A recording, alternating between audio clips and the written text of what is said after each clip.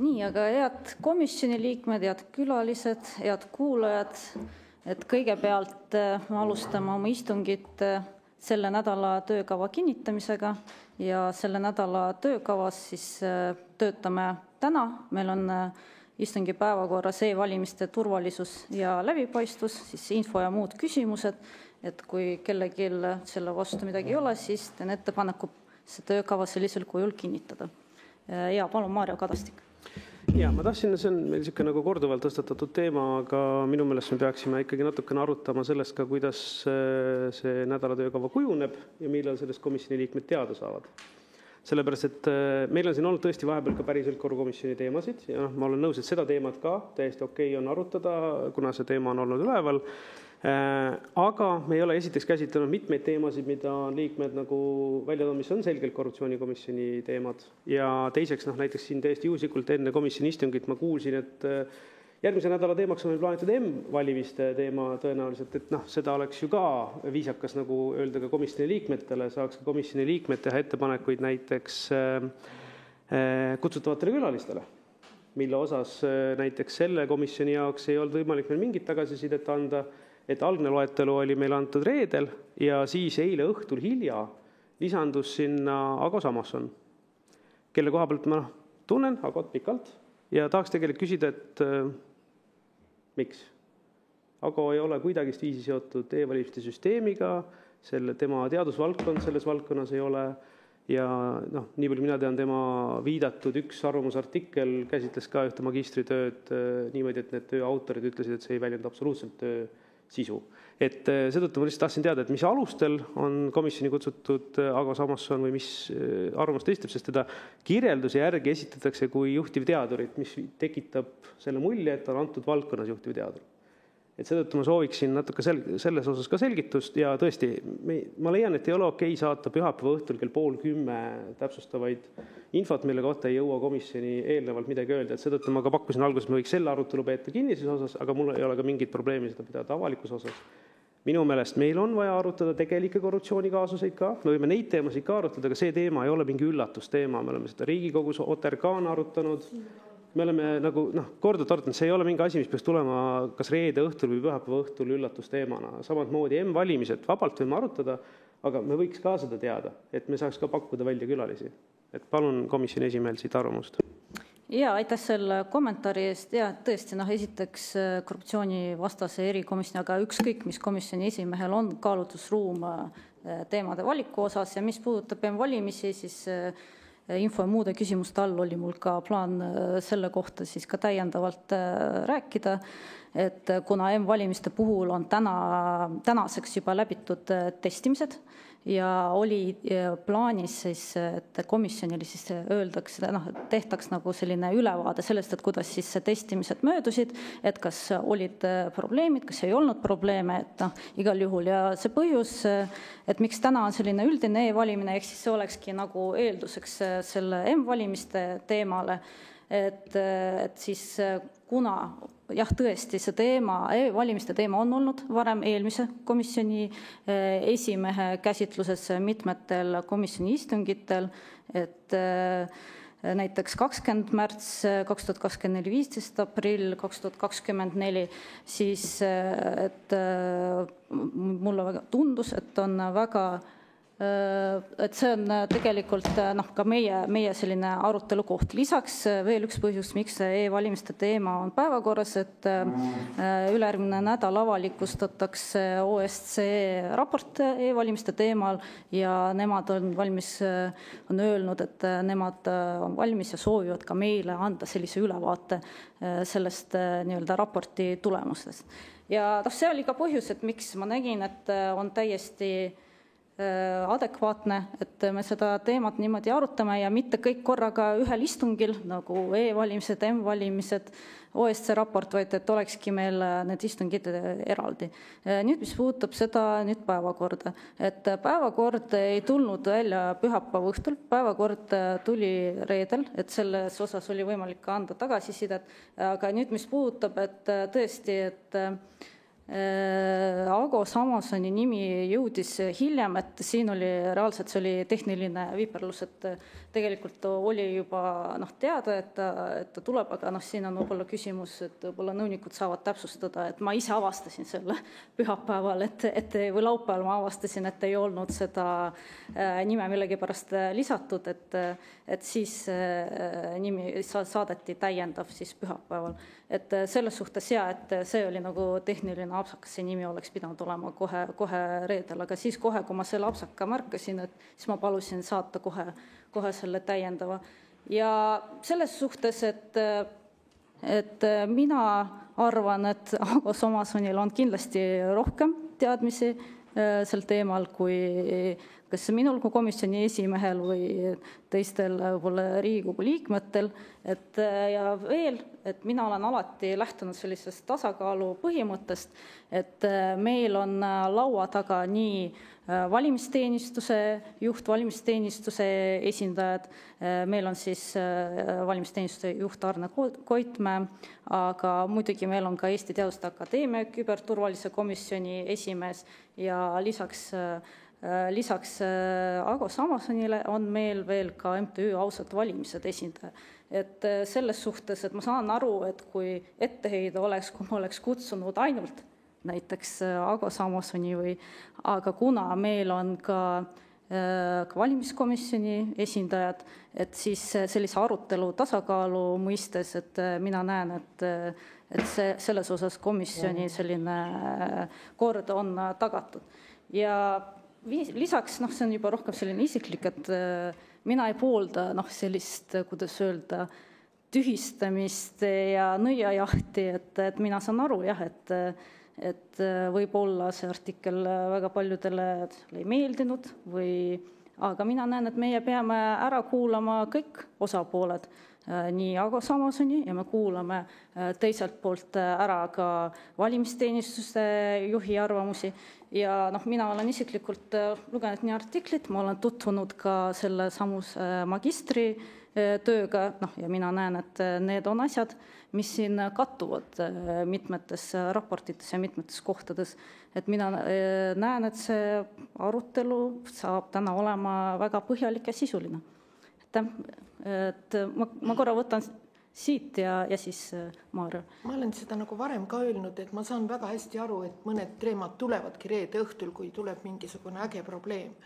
Aga võib-olla me suudaksime teha isegi terve kuu jaoks need potentsiaalsed teemad, et teised saaks ka nagu mõelda, et minul ei olnud eile õhtu tõesti aega lugeda seda ja ma ei teadnudki, et see eile õhtu 9:30 tuli, nii et me saaks panna ja kui tuleb mingi äge teema, ütleme sellel nädalal juhtub mingi korruptsioonikahtlus, siis on täitsa selge, et see võetakse kiiresti, eriti kui kiiret lahendust vajab, aga meil on sellega tõesti probleeme, et on teatud teemad, mis saavad ilusti päevakorda ja siis on teatud teemad, mis kuidagi sinna päevakorda ei taha jõuda. Aitäh. Ja aitäh, et kindlasti praeguseks ma olen natukene juba öelnud ette, et mis meil need teemad on ja tõesti me saame kasutada ka rohkem sellist võib-olla kolmapäevast ja meil on neljapäevane aeg, kus siis võib täiendavalt neid komisjoni istungeid teha. Maarja Kadastik. Minul ei olnud vastuolu sellega, et me täna e-valimisi arutame, selle vastu mul ei ole midagi. Ja ma saan aru ka Märt Põdra siin olekut väga hästi. Lihtsalt minu küsimus oli selles, et siin tekib vale representatsiooni mulje avalikkusele, kui on kirjas, et Ago Samoson on TalTechi Küberneetika Instituudi juhtiv teadur, sellepärast, et sealt tekib automaatne assotsiatsioon, et on antud teemas. Antud teemas on ta olnud arvamusartikli avaldaja. Tal ei ole seal taga seda teadusega vedavast. Olles ka ise teadlane, see on väga läbiv probleem, kui teadlane täiesti mitte omas valdkonnas avaldab arvamust ja kasutab oma teadlase credential'e seal, sest sellega tekitatakse vale tunne, et sellel arvamusel on taga suurem kaal, kui sellel on. Et see oli minu üks põhilisi selliseid asju, mis mulle ei meeldinud selles päevakorras, et siit jääb vale representatsioon sellest seosest arvamuse ja arvamuse kaalu vahel. Et mul ei ole midagi selle vastu, et me oleme osapooled on esindatud, sellega pole kordagi probleemi olnud. Aga minu küsimus oli selles, et antud juhul see tekitab väga vale arusaama. Et ma saan aru, ainus probleem on selles, et kuidas on nime ja et mul on muidugi siin kirjas memos TalTechi Küberneetika Instituudi juhtiv teadur Ago Samoson.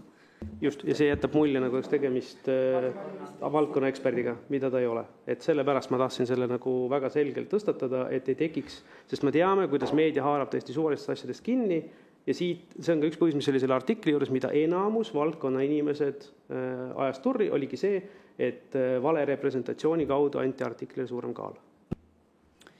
Ja, aitäh. No ma arvan, et austatud juhtivteadur Ago Samoson saab enda eest ise rääkida ja saab ka oma seisukohad edasi öelda ja siis, kui teil on mingisugused ma ei tea, nende seisukohtadega mitte nõustumine, et siis te saate ka vastavalt kommenteerida, et ma lihtsalt ei näe, et ei ole nagu väga korrektne, et meil on külaline siin ja siis sellisel viisil külalisest rääkida.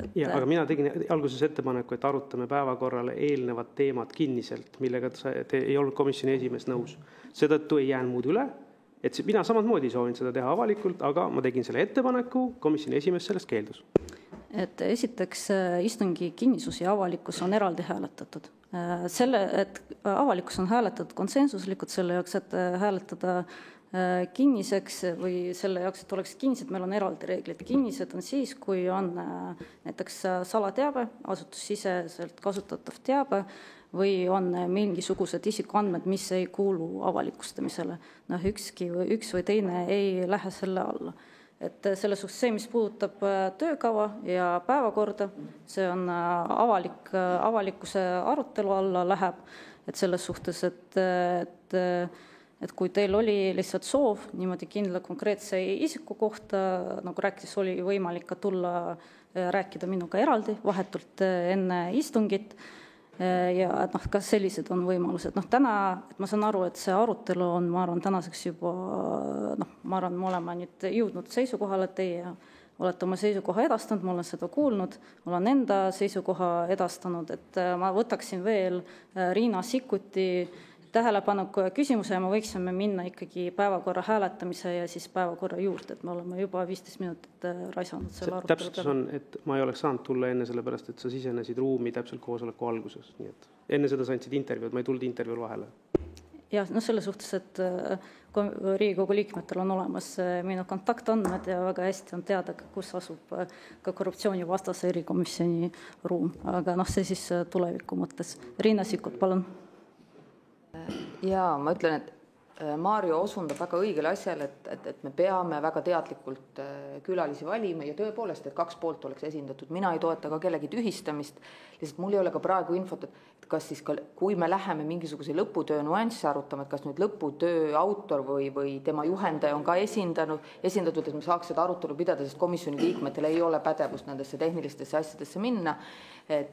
Ja samas ma ütlen, et meil on näide Euroopa Liidu asjade komisjonist, kus pandeemialeppe arutelul täiesti nagu mitte tõenduspõhise seisukoha esindaja sai väga palju eetrit, ja tegelikult sellistest asjadest me peaks õppima, et info, mis jõuab ka avaliku istungi kaudu eetrisse, oleks tõenduspõhine, viiks avaliku debatti edasi ja et ta tõesti oleks esitatud siis tasakaalustatud ja tõesti anname siis võimaluse erinevatele pooltele seisukohti esindada. Ja teine küsimus, et tõepoolest meil on olnud ridamisi teemasid.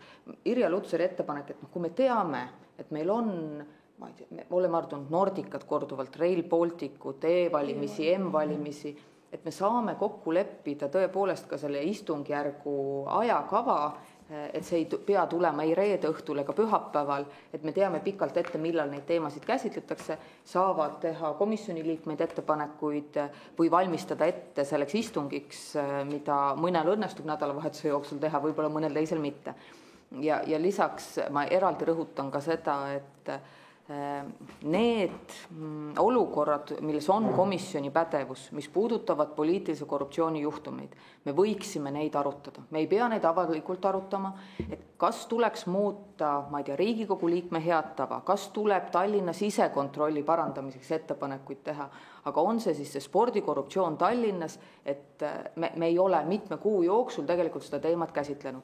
Et kui komisjoni esinaisel on ebamugav või huvide konflikt nende teemade käsitleda, meil on aseesimees olemas, kes saab ise neid komisjoni istungeid juhtida ja seda tasakaalukalt teha, et me saaksime teha siis ettepanekud komisjoni poolt selles osas, et kuidas vältida samalaadset olukordade kordumist Tallinnas või teistes omavalitsustes, et selliseid sisekontrolli mehhanisme ja ma ei tea, tugevdada, võib-olla on vaja ka seadust muuta, selle ettepaneku tegemine on ka komisjoni pädevuses, aga me nende aruteludeni siin ei jõuagi. Aitäh.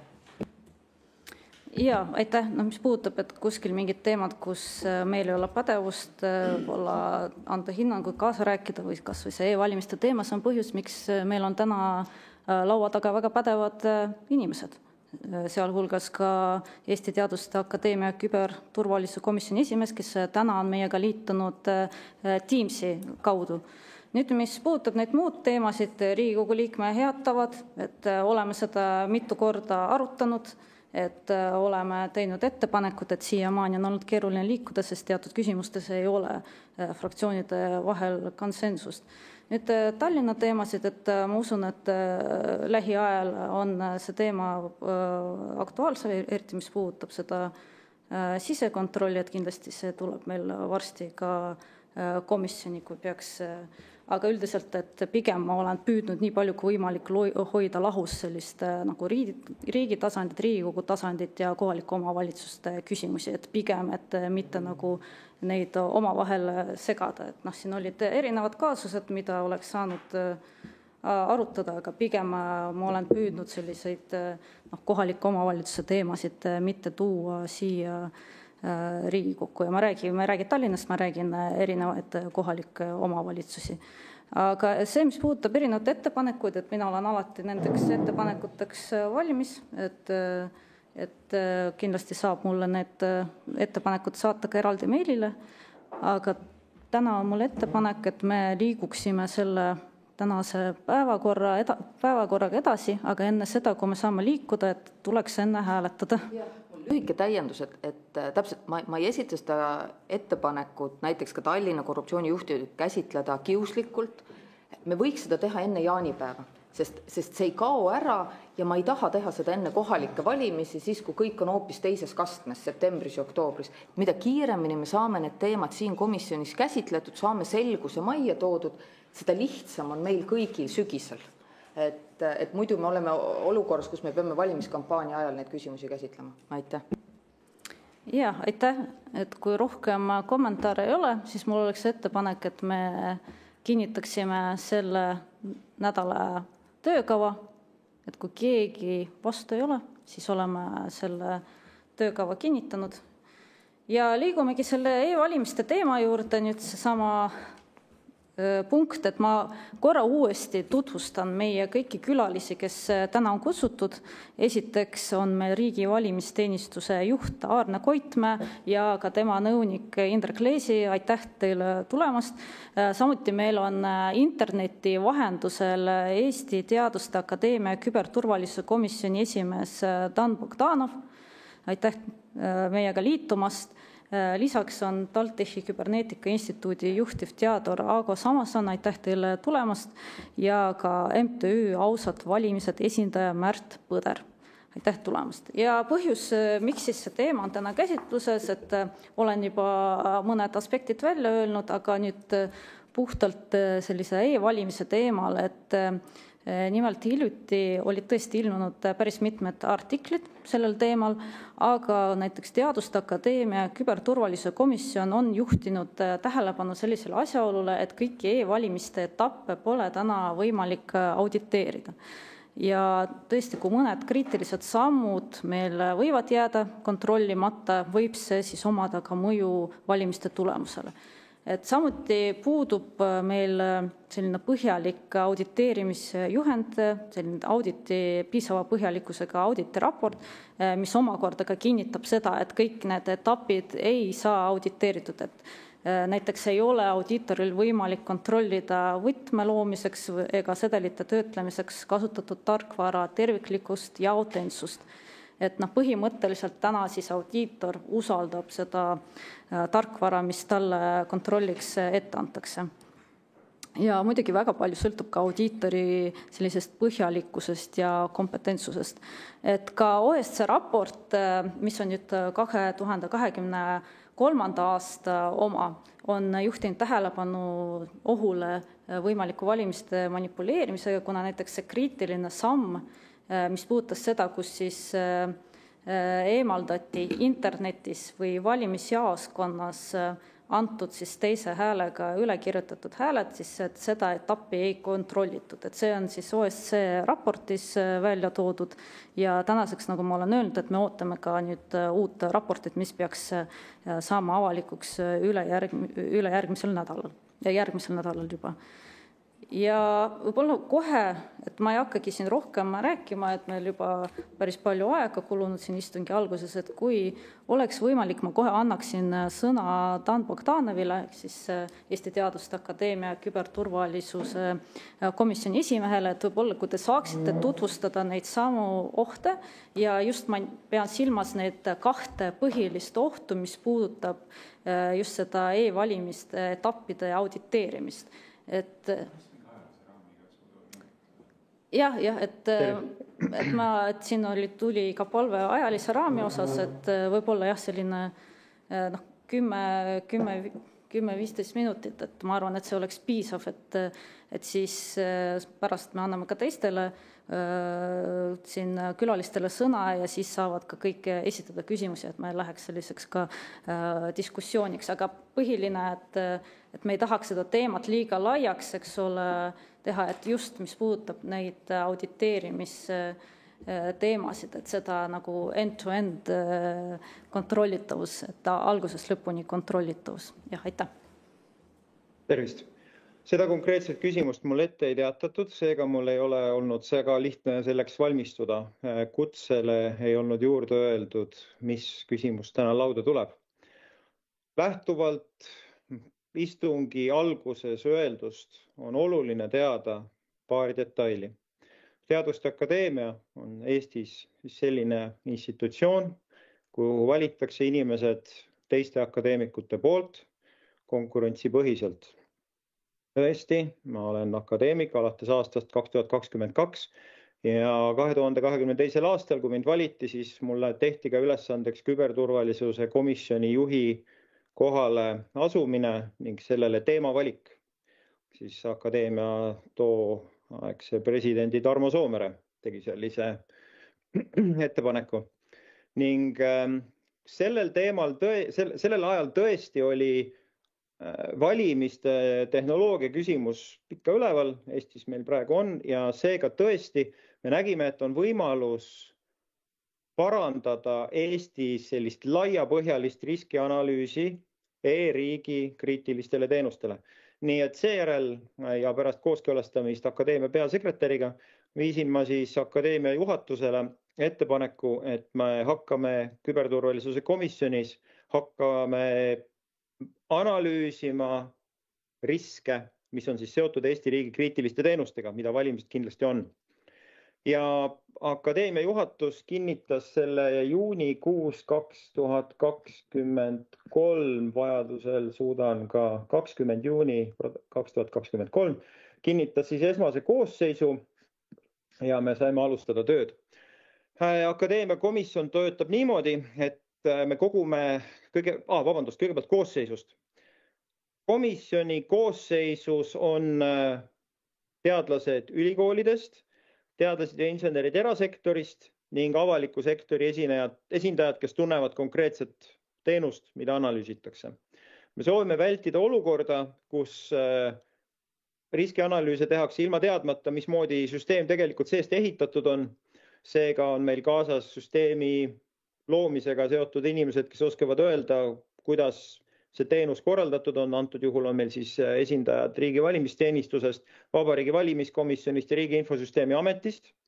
Siis on olnud küberturbe ja krüptograafia valdkonna teadlased Eesti ülikoolidest ja erasektorist ning ka insenerid, arhitektid erasektorist.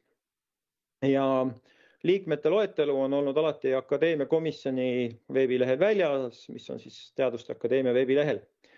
Ja meie üldine meetod on olnud selline, et me kogume kokku ohusündmused võimalikud. Neid on toonud nii teadlased, me oleme neid korjanud meediast, me oleme neid korjanud kõikidest kohtadest, mis pähe on tulnud vähekenegi. Et kui keegi saadab meile, küsib, kuulge, et kas selline asi on võimalik valimiste puhul ja me tuvastame, et teoreetiliselt on, siis me kirjutame selle lahti. Ehk siis komisjoni liige või 2 kirjutavad lahti selle ohukirjelduse ja oluline on see, et me räägime sündmusest, millel võivad olla mingid tegelikult siis kahjud ja mõju. Mõju on väga hea sõna. Mõju puhul on oluline hinnata seda, kui ulatuslik see on, kui paljusid hääli, kui paljusid isikuid see puudutab. Ja pärast seda, kui me oleme kirjeldanud ära selle ohukirjelduse, siis me järgmise sammuna me teemegi hindamise, kus me hindame mõju, toimet valimistele ja siis seda, mis on tõenäosus, ei ole võib-olla see ideaalne eestikeelne termin, aga sagedust või võimalikkus on see õige, matemaatiline termin. Võimalikkust, et see juhtub ja meil on nende jaoks skaalad. Metoodikast on üks kena videoettekanne mul eelmise aasta oktoobris toimunud konverentsist, nii et kõik huvilised saavad seda vaadata, ma võin pärast jagada seda materjali, sealt te saate täpselt aru, kuidas me neid hindeid paneme ja kuidas me neid hindeid ütlustame. Ning kõik komisjoni liikmed annavad siis oma hinded sellele, mis me usume, et on võimalikkus ja mis on mõju. Ja näiteks võib juhtuda, et mõne ohu puhul me hindame mõne sündmuse võimalikkust täiesti kõrgelt, et see juhtub, see kogu aeg juhtub, aga selle mõju võib olla väga madal. Või mõni asi me arvame, et see on suhteliselt vähe tõenäoline, aga selle mõju võiks olla väga kõrge. Et need on mõlemad sellised sündmused, mille puhul on käitumisviis on nagu erinev, et kas meil on vaja pingutada nende pärast või mitte. Meie fookus üldiselt on sellistel ohtudel, mille puhul võimalikkus on olemas ja mõju puudutaks piisavalt palju valijaid või hääli, et see tegelikult võiks muuta valimistulemust. Ja ka seal on küsimus selles, et kas me muudame 1, 2 või 10 häält või me suudame muuta nagu 100 või 1000 häält, eks ole. Sellepärast, et me oleme põhimõttes vaatame valimisi tervikuna, mitte ainult internetivalimisi, mitte ainult nutiseadmetel internetivalimisi, vaid ka pabervalimisi. Eks ole, et viperusi võib juhtuda kõikidel demokraatlike valimisviisidel. Ja esimese aasta jooksul me siis töötasime läbi veidi üle 20 ohukirjelduse, millest me siis tõime välja lõpuks 6. Millest tõesti 2 olid seotud auditeerimisega. Need on avaldatud e-riigi koodivaramus, on nende ohtude täiskirjeldused. Neid saate sealt kõik lugeda, seal on ka kirjas põhjendused meie hinnete metoodikaga. Ja meie selle aja esimese aasta lõpu metoodika järgi siis hindasime ohte kategooriates madal, keskmine, kõrge, väga kõrge. Kuidas me ei pannud paika nagu seda täpset tegevuste jaotust, et kui on väga kõrge, siis tuleb põhimõtteliselt kohe lõpetada igasugune tegevus. Kui on kõrge, siis tuleb koheselt nagu alustada investeeringuid vastumeetmetesse või midagi sellist me paika ei pannud. Küll aga eesmärk ongi see, et me toome välja need osad, need ohud, mille puhul edasi arenduses, jätkuvas arenduses tasuks teha investeeringuid, et seda osa süsteemist tugevdada. Ja nende välja toodud ohtude seas olid siis tõesti audit, mis puudutab siis nutiseadmel internetivalimisi, aga ka valimisi laiemalt. Ja nüüd ma jõuan siis selle küsimuseni, mida küsiti. On tõesti etappe, mida audiitoril ei ole ideaalne kontrollida, sest et selle kohta ei ole juhises selget sõnumit. Nii palju, kui me oleme aru saanud seal vestlustes, mis meil on olnud seal komisjonis ka Vabariigi Valimiskomisjoniga, esindajaga sealt, siis auditi juhendit saakski kirjutada nagu lõputult paremaks. Seda saaks teha igavesti. Et siis ühel hetkel saaks hakata auditeerima audiitoreid ja siis neid audiitoreid ja siis nagu seda saaks viia ad infinitum nagu edasi. Et kusagil maal seal on ka praktiline piir ja nüüd selle praktilise piiri otsimisega me oleme tegelenud nii palju, et me oleme kirjutanud igale oma ohuanalüüsile juurde võimalikud täiendavad kaitsemeetmed, mis on samuti siis selles avaldatud tekstis. Ja mingid osad nendest on ka riigi valimisteenistus võtnud arvesse ja alustanud nende protsessi lisamist. Nii et jah, vastus on selline, et eelmises hooajas, ehk siis kui me 2024 avaldasime oma esmase riskianalüüsi, siis nendest ohtudest, mis puudutas auditeerimist, siis mitmed aspektid läksid juba valimisteenistuses töösse ja otsiti juba võimalusi, kuidas seda teostada paremini kui seni. Komisjon on jätkanud oma tööd ka 2024-2025 hooajal. Meie hooaja kipub langema enam-vähem kokku akadeemilise aastaga. Praegu me oleme just selles etapis, kus me tõmbame kokku oma selle aasta ohuhinnanguid ja hakkame neid vormistama, et neid avaldada siis suve lõpus. Seal tuleb palju fookust on nutiseadmetega valimisel, aga ka pabervalimistel ja muudu internetivalimistel veel. Nii et praegu lihtsalt ei ole need veel viimistletud ja avalikud. Hea meelega vastan täiendavatele küsimustele. Ja, et võib-olla me liigume siis hiljem nende täiendavate küsimuste juurde, et praegu teeme sellise nagu sissejuhatava ringi. Et ma annaksin nüüd sõna Ago Samsonile, et kui te saaksite võib-olla omalt poolt, et ma kohe vabandan, et siin istungi alguses sellised erinevad väited kõlasid, aga ikkagi sooviks kuulata ära ka nii-öelda teie sellist seisukohta, mis puudutab just sellist algusest lõpuni kontrollitavust ja võib-olla neid tõesti seisukohti, mida te olete väljendanud ja pärast mida olete siis saanud ka sellise suurema kriitika osaliseks. Aitäh!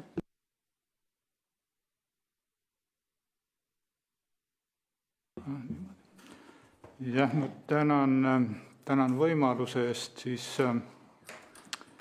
ka mõningaid selliseid teistsuguseid seisukohti ja muljeid avaldada nende valimiste suhtes ja mis puudutab neid kompetentse, siis kõigepealt kogu austuse juures Mart Kadastiku vastu minu teada, et ta ei ole mikrobioloog või immunoloog, aga ometi oli väga tähtsate otsuste juures seal vallas, mida võib-olla mõned inimesed siiamaani füüsiliselt lausa tunnevad. Ja mis puudutab nüüd minu sellist kokkupuudet kas või programmeerimisega, siis ma teen seda praktiliselt igapäevaselt. Ja ma olen vestelnud ka selles spetsiifilises küsimuses võib-olla sellise umbes 10 inimesega, kelle nimesid me palju kõik vist siin teame, kaasa arvatud ka härra Bogdanov. Ja minu need artiklid on püüdnud enam-vähem kõike sellest ka muidugi arvesse võtta. Kaasa arvatud ka Treieri arvamusi, kuigi ma kohe ütlen, et või pean kahjuks ütlema, et siin natukene kriitilist ka meie meedia kohta, et ma saatsin Postimehele selle esimese artikli, mis tõesti kutsus väga mitmesugust vastukaja täiesti eraisikuna ja ka selle artikli pealkiri oli hoopis teine. Nii et enne kui siin hoolega tühistama hakata, peab ikka mõningad faktid tõesti selgeks tegema. Ja kahjuks ka need paljud lood ajakirjanduses ei võtnud seda nagu väga arvesse.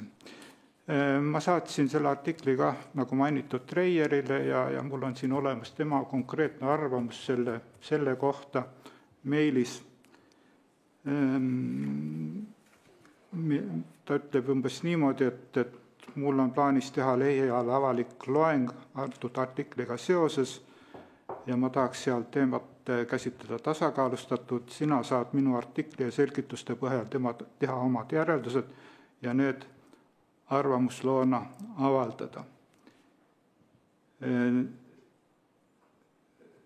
Natuke veel sisulise poole kohta, aga see on väga suures kontrastis ka tema enda avaldustele, mis siis järgnesid nagu peaaegu momentaalselt nendele mõtetele. Nüüd natuke sisulisema poole juurde. Ma küll arvasin, et Märt Põder saab võib-olla enne sõna selle tehnilise poole osas, mille kohta nii palju, kui ma olen uurinud, ka kõigist nendest vestlustest, ka Jan Villemson mul on tema kirjavahetus siin olemas, olnud väga konstruktiivne nendes. Ja kokkuvõtteks on minu selline üldistav seisukoht selline, et kogu see IVXV või kuidas teda nimetatakse, idee pandi nagu kirja kuskil aastal 2001-2002 või midagi sealkandis ja siis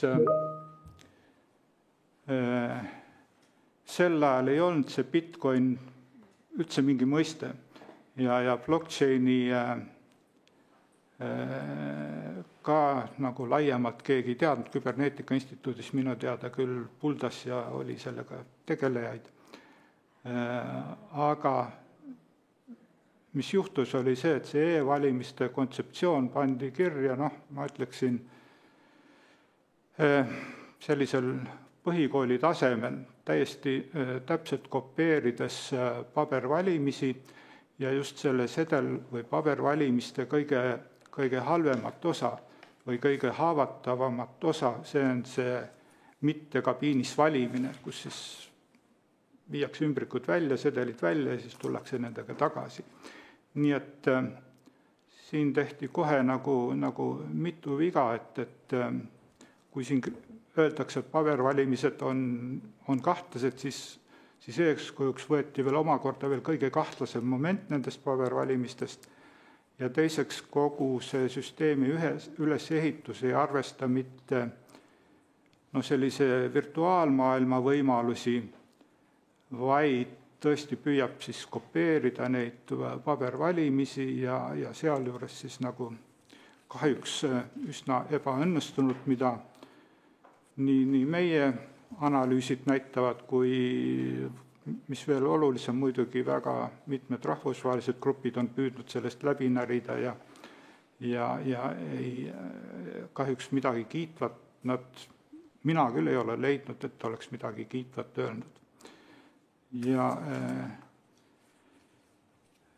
selle tõttu oleme me nüüd olukorras, kus me räägime mitte ainult auditeerimisest, mis oli nagu, ei olnud nagu mõiste isegi nende pabervalimiste juures, vaid me hakkame nüüd rääkima auditeerimisest, et kui õige see auditeerimine ise on, kes seda teeb, kui palju sellega kaetakse ja loomulikult niimoodi võib seda rida jätkata ei tea kuhu iganes ja leidub alati kriitikuid, leidub alati neid, kes ütlevad, et kõik on korras, aga mida tegelikult siis rahvas sellest asjast arvab, praegu väidetavalt vähemasti 40% ei usalda valimisi, võib-olla see protsent on ka rohkem ja selles ma näen nagu selle süsteemi organiseerijate veel ühte möödalasku, et ei ole võib-olla piisavalt arvesse võetud ka sotsiaalteadlasi,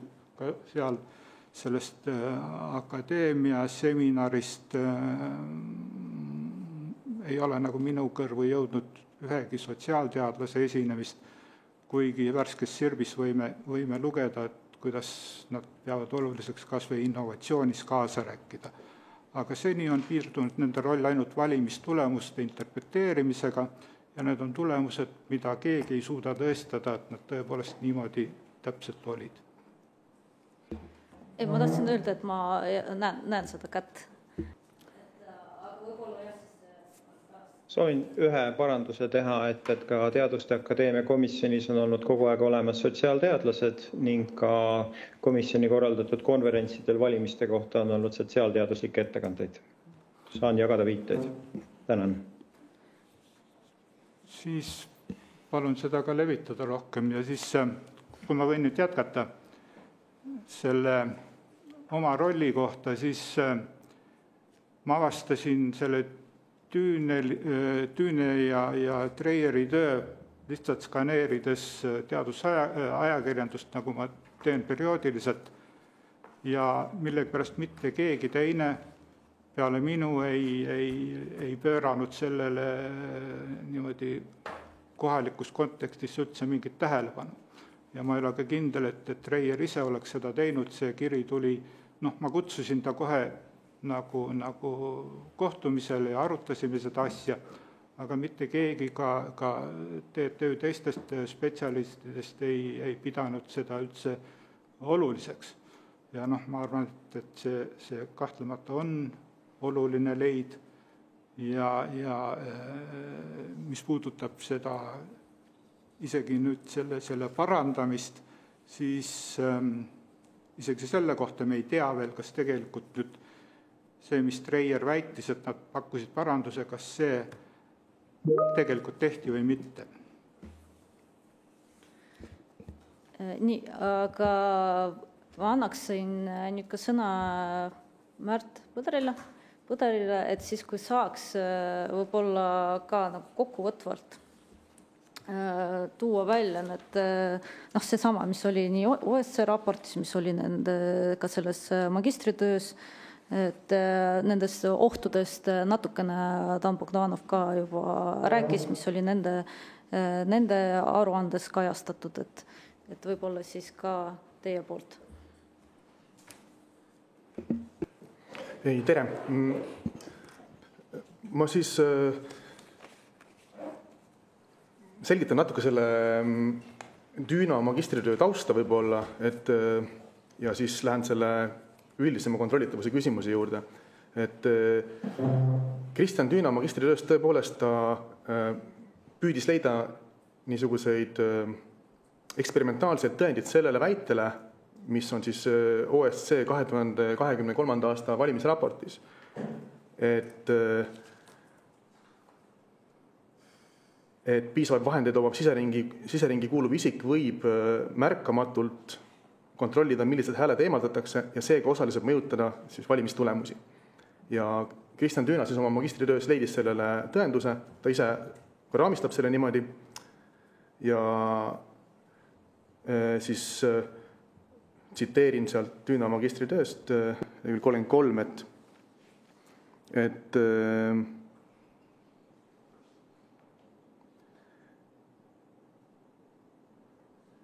et kui häältega manipuleerimist teha piisavalt väikse hulga häältega, siis ei tule see kontrolli puhul välja. Kui seda strateegiliselt teha, oleks võimalik lõplikke tulemusi endale sobivas suunas nihutada, kuid uurides viimaste valimiste auditit ei tule sealt välja, et selliseid kontrolle oleks üldse tehtud.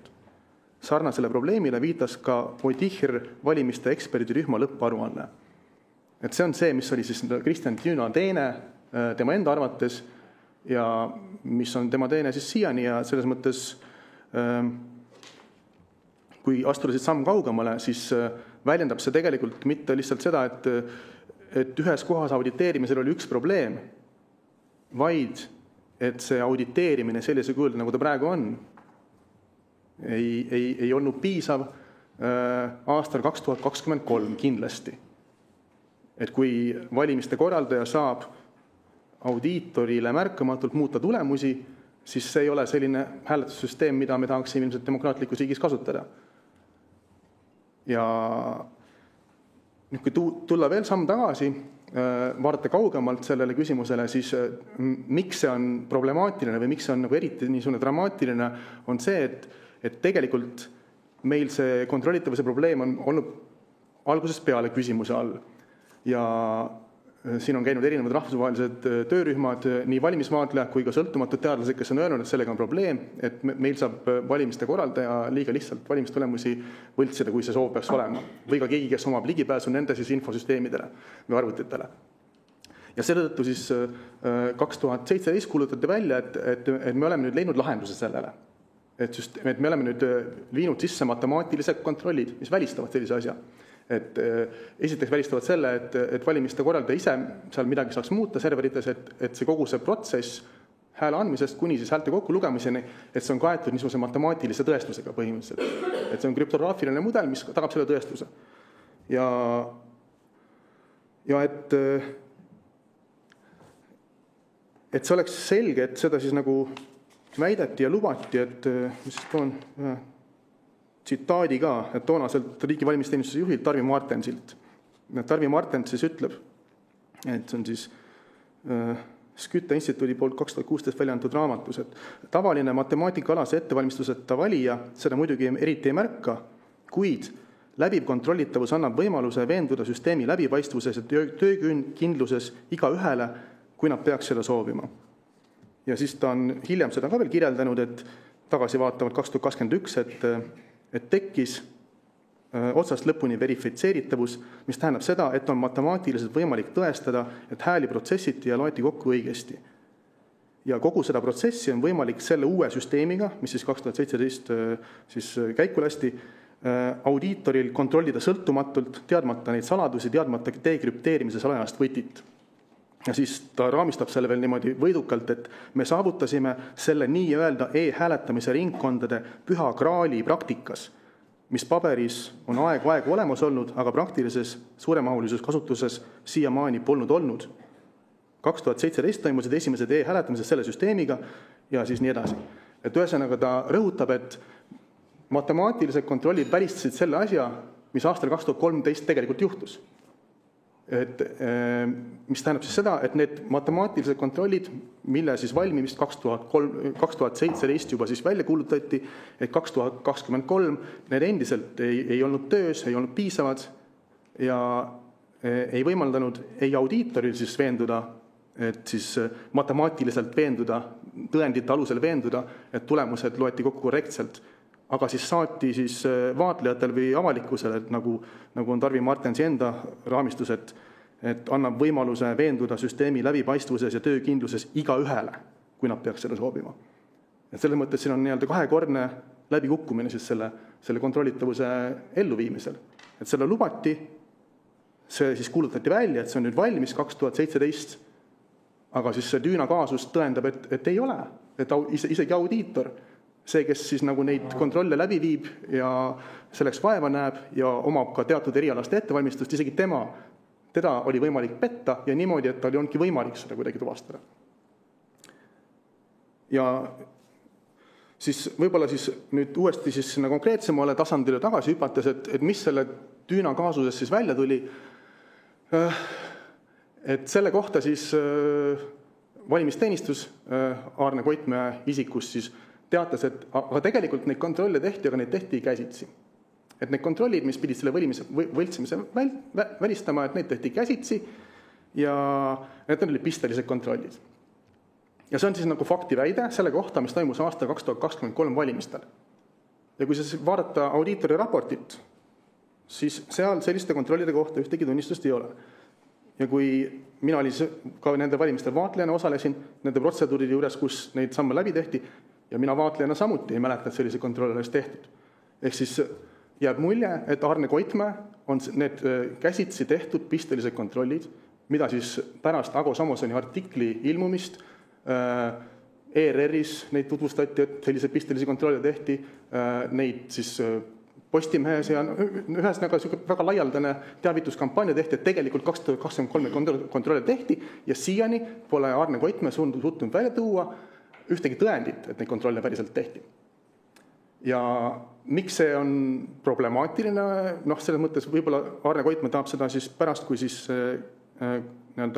selgituste voor juba on, et ise selgitada, aga minu puhul on, minu vaatepunktist on see niimoodi, et kui neid kontrolle tehti, aga neid tehti kuidagi mitte ametlikult näiteks, nii et neid kuskil ei registreeritud, siis see on probleem. ja kui need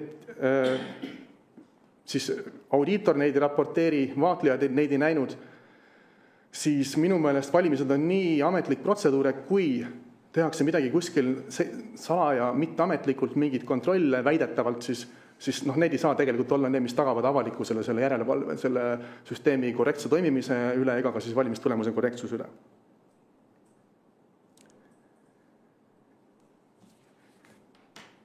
Ja ma saan aru, et mulle lõputult aega pole antud, et ma võib-olla siis tõmban nüüd otsad kokku sellega, et mis nende kontrollidega siis on, mis on see läbiv kontrollitavus või otsani kontrollitavus inglise keeles siis end-to-end verifiability ja mis on see seisukoht sel teemal. Niisugune üldiselt tunnustatud seisukoht ja et see kontseptsioon iseenesest, seda on sõnastanud siis Eesti teadlased sellest ettevõttest nimega Kybernetica eelkõige, mille siis esindaja siis ka on Dan Bogdanov ühtlasi lisaks sellele oma rollile Teaduste Akadeemias. Ja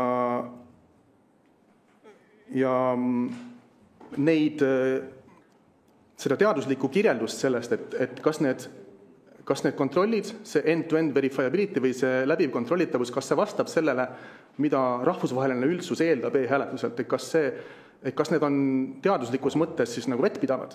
Et selles suhtes on siis sõltumatud teadlased olnud enamasti või tegelikult isegi vist kõik, keda mina olen lugenud, on olnud seisukohal, et Eesti arusaam sellest läbivast kontrollitavusest ei vasta sellele, mida siis maailm, kuidas seda näeb maailm. Et selle seisukohal on siis OSCE vaatlejad, kes siis väga tugevalt ja selgelt ütlesid seda siis oma 2023 aruandes, et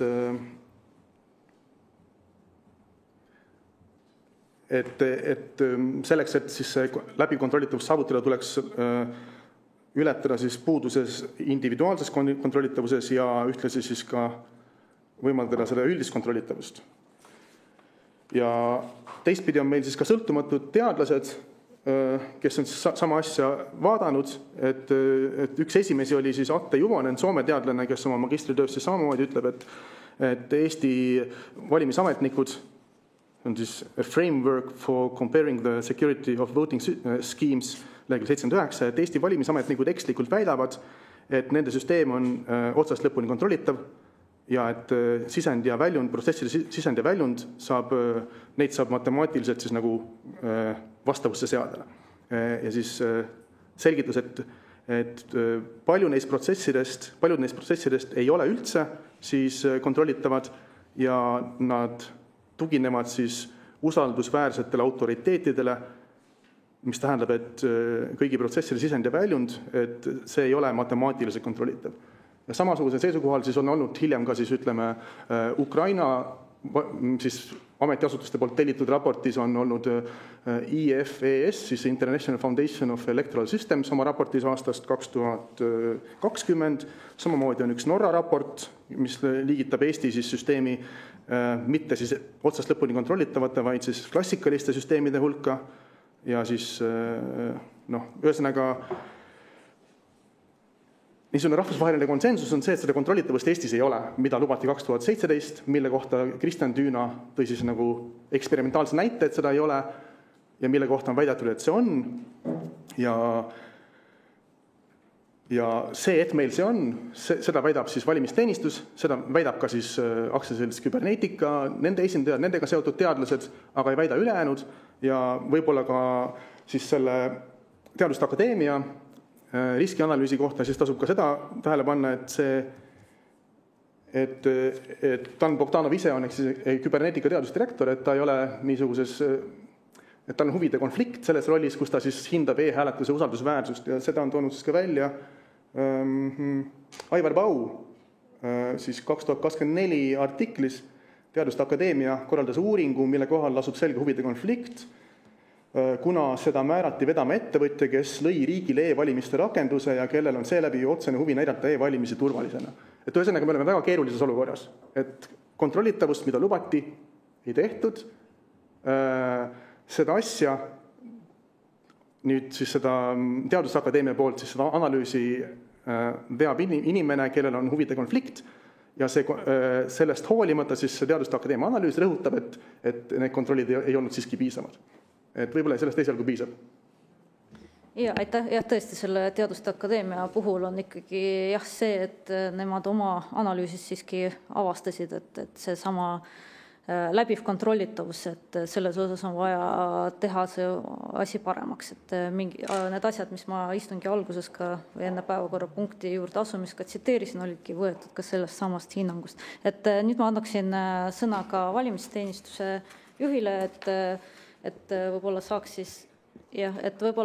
siis omapoolsed siis vastused. Esiteks, nagu ma saan aru, et erinevad need tähelepanekud, mis on tulnud Eesti Teaduste Akadeemialt, et nende komisjonilt, mis just puudutab, et neid ohtusid kõrvaldada, et mis puudutab siis seda raportit, mis valmis eelmisel aastal. Aga võib-olla ka nende muudele siis kommentaaridele, mis on siis täna kõlanud ka vastused. Aitäh. Aitäh.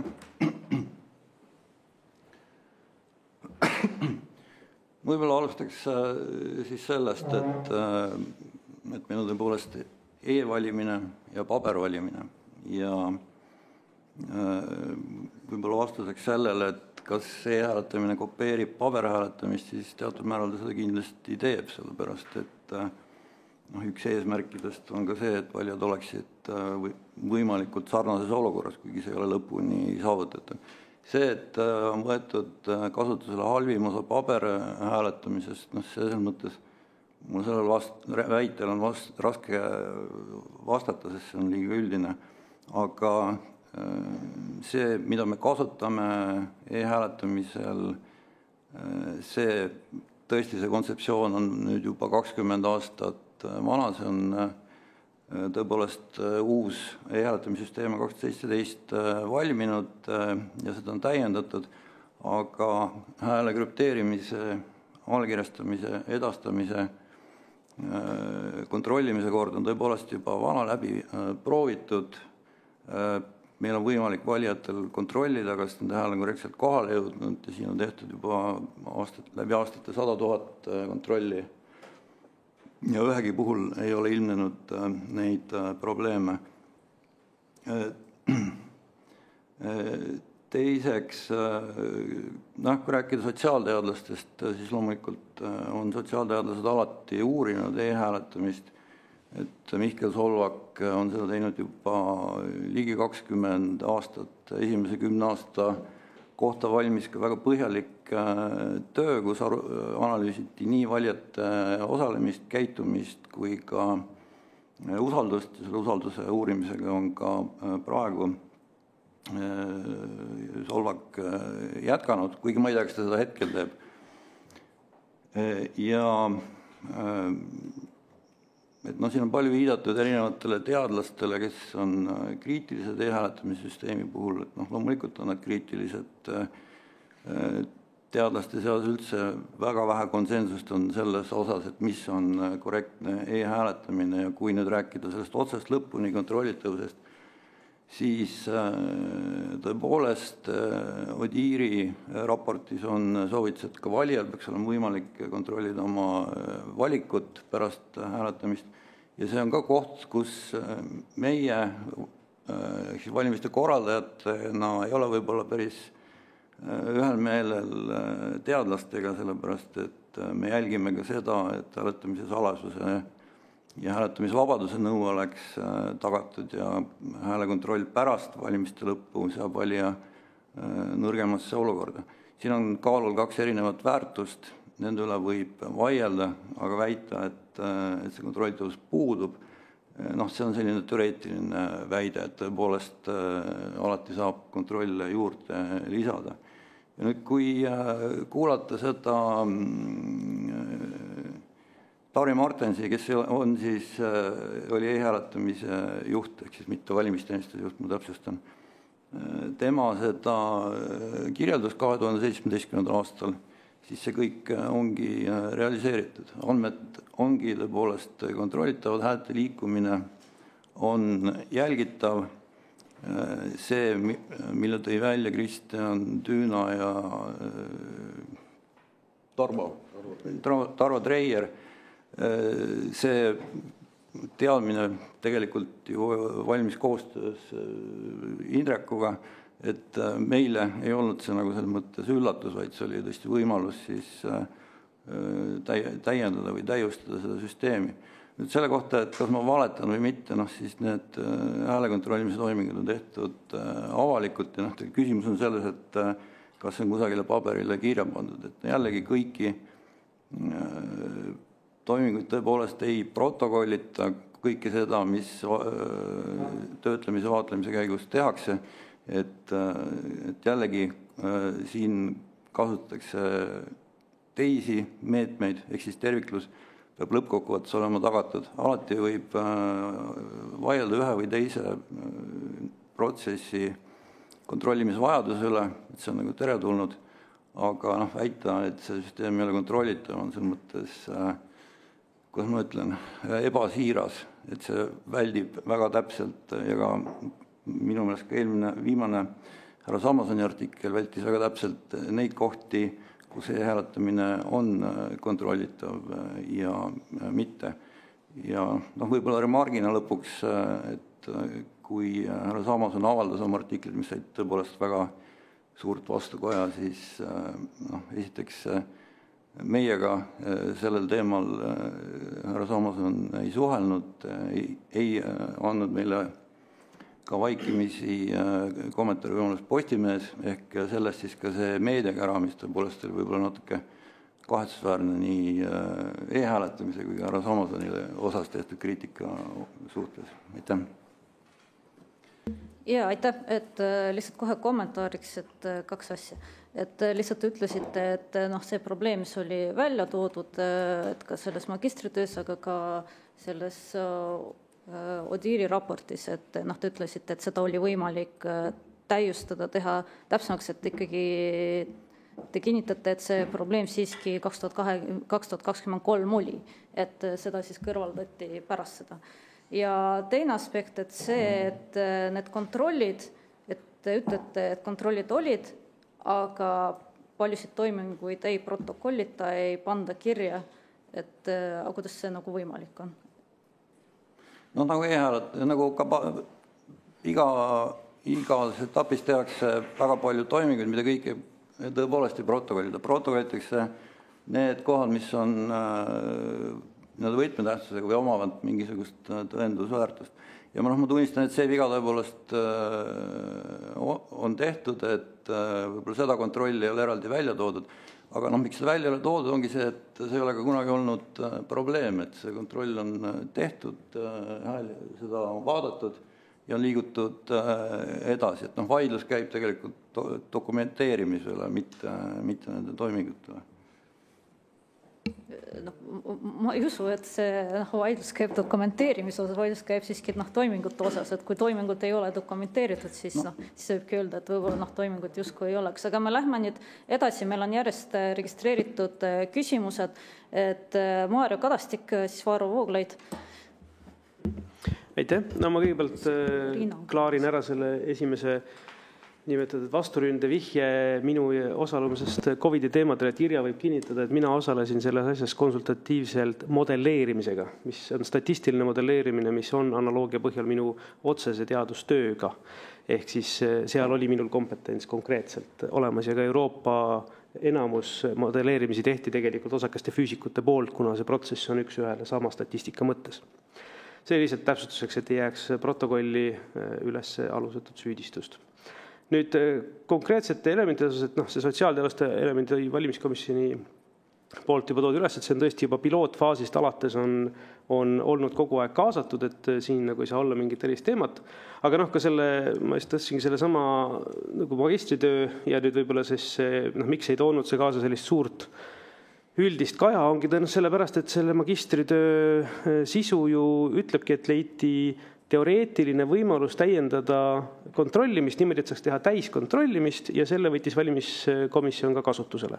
Ja seetõttu ei olnud sellest ka mingit meediakära. See, mis on tehtud väite, et Ago Samasoni artiklis, sellele ma võisin teha ka väikse faktikontrolli ja enamus on väärrepresentatsioonid või valeväited. Ehk siis tegelikult magistritöös neid asju, mida Ago Samoson on oma artiklis väitnud, nagu et VoteSwap on selgelt tõestatud, seda, et hääli on vahetatud, seda, et süsteemi ei taga anonüümsust, mis on üks asi, mida magistritöös ei kasutatud, vaid väideti, et kui järgida õigeid protseduuri ja võtmetega turvamist, siis ei ole võimalik häälte avamist enne lugemist ega nende sidumist isikuga. Ehk siis need on konkreetselt kõik lihtsalt, kui võrrelda magistritööga olnud kas valeväiked või väärrepresentatsioonid, mis tõttu see tekitaski sellise tohutu meediamüra, sest ta tegelikult esitas infot, mis ei olnud korrektne. Et see uuring ise oli selles mõttes pädev, see oli ühe konkreetse auditsüsteemi täiustamise uuring ja selle tulemusena leiti, et seda saab tõesti teha paremaks, et saaks kontrollida mitte pisteliselt või 100% ja et see võeti seetõttu ka kasutusele. Et see nagu ongi teadustöö nagu täiesti adekvaatne tulem, et selles suhtes seda magistritööd kuidagi viisi keegi ei vähenda. Pigem on lihtsalt see, et kui sellist infot esitatakse valeväidete või manipuleeritud väidetega meedias ja sellega käib kaasas teadlase nimi, siis see tekitab tõesti ühiskondliku peegelduse ja see on arusaadav, et seda tuleb ka kajastada, mis tõttu on väga hea mõnes mõttes, et me seda kõike siin kajastame. Lihtsalt on ka minu meelest oluline, et see saaks korrektselt paika, et mis on korrektne, mis ei ole korrektne. Et nüüd, mis puudutab seda protokollimist, ma olen nõus, et tõenäoliselt see on see 2020 tagasivaade, et oleks võinud panna võib-olla rohkem asju siis protokolli kirja, mida tehti, sest see, et kontrolliti, ma saan aru, et need olid avalikud kontrollimised, see tähendab, et seal olid olemas ka vaatlejad. Seda tegelikult, see on siis küsimus, kas olid olemas vaatlejad ja kui ei olnud ka vaatlejaid, et siis tõesti võib-olla protokollimise seisukohalt oleks parem, kui kõik etapid oleks protokollitud ja ma arvan, et see on asi, mida saab kindlasti viia protseduuri sisse, et välistada järgnevaid vaidlusi ka muudes kohtades, mis kontrolle teostatakse, mitte ainult selles konkreetses punktis. Aga kui neid kontrolle reaalselt teostati, siis mina otseselt ei näe, et see oleks nagu suur probleem, kuigi on hea, et iga süsteemi riski hindamine peab kogu aeg toimima. Ka süsteemid on elavad süsteemid, siis ka taustsüsteem muutub. Et selles suhtes igati nõus, et neid riski hindamisi tuleb teha ja kui on võimalik teha asja paremaks, siis teha paremaks. Et selles suhtes see, et magistritöö oli minu meelest asjakohane. Aitäh! Ja aitäh, et küsimust vist ei kõlanud, et rohkem oli seisukoht, et jah, seoses sellega, et ma lihtsalt veel täienduseks, et see, mis oli nagu magistritöös mainitud, et see võimalik probleem võis olla, et ikkagi paralleelsele probleemile juhtis tähelepanu ka Odiiri raport, kus siis eraldi oli välja toodud see, et üks asi, eks ole, see täielik kontrollitavus, et nagu nad ise nimetavad end-to-end kontrollitavus, et need kaks olulist lauset, mis oli välja toodud, et seda esitaks kriitilist sammu, mille käigus eemaldati internetis või valimisjaoskonnas antud teise häälega üle kirjutatud hääled, seda sammu ei kontrollitud. Ja siis oli ka eraldi tähelepanek, et piisavaid vahendeid omav siseringi kuuluv isik võib, kui ta suudab seda teha märkamatult, kontrollida, millised hääled eemaldatakse, seega osaliselt mõjutada tulemusi. Ja ma saan aru, et ikkagi, et kaudselt oligi ka see probleem välja toodud ka selles magistritöös, et ikkagi need momendid, kus on võimalik nagu natukene midagi muuta ja mõjutada, et need võimalused on. Ja kui ei ole seda täielikku kontrolli, et siis ei ole võimalik ka sellele nii lihtsalt, eks ole, järele jõuda. Ja ikkagi jah, ja see aspekt, et täna meile räägitakse, et kontrollid olid, et olid pistelised kontrollid, aga samas siiani ei ole mitte ühtegi nagu dokumente ega tõendid selle kohta, et see on see, mis on siis tänaseks tekitanud võib-olla sellise arutelu. Et jah, et siis küsimus ja siis Varro Vooglaiu küsimus. Ma ütlesin, mul oli see küsimus, et kas oli vaatlejaid. Kas oli vaatlejaid? Jah, et see ongi see sama, sa ütlesid, et pole dokumenti, aga ma küsin, kas oli vaatlejaid. Siin on kaks asjat, seda toimingut ennast selles mõttes ekraanil vaadelda ei saagi, sellepärast et see näitab valijate andmeid. Et seetõttu saab küll seal juures olla, aga seda vaadata ei saa, seda sisu. See on nagu väike paradoks, jah.